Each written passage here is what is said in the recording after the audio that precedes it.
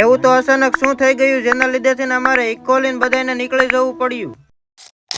તેમાં વાત જાણે એમ છે કે મેં એક્સનલ કોલેજનું 2 દિવસ પહેલા ફોર્મ ભર્યું હતું, એટલે એને વેરિફિકેશન કરાવવા માટે અમારે બધાને ભાવનગર જવાનું હતું. પછી હાથમાં બધી ફાઇલો લઈ લીધી અને ઇકોમાં બેહીને નીકળી ગયા ભાવનગર જવા માટે. ભાઈબંધને ઘરેથી નહીં પણ અડધા રસ્તે તળાજાથી ઇકોમાં બેહાડી લીધો. પછી તળાજા ને બાય બાય કરીને નીકળી ગયા અમે ભાવનગર જવા માટે. ઇકોમાં પાછળ 2 જણાની જગ્યા ખાલી હતી તો પણ વચ્ચેની સીટમાં 4 જણા બેઠા. રસ્તામાં એક જગ્યાએ ઇકો ઉભી રાખી અને ભાઈબંધ રોલ લાવ્યો એટલે એ પણ ખાઈ લીધો. રોલ ખાઈ લીધો અને થોડી વાર ઇકોમાં બેઠા પછી પૂકી જાય યુનિવર્સિટી.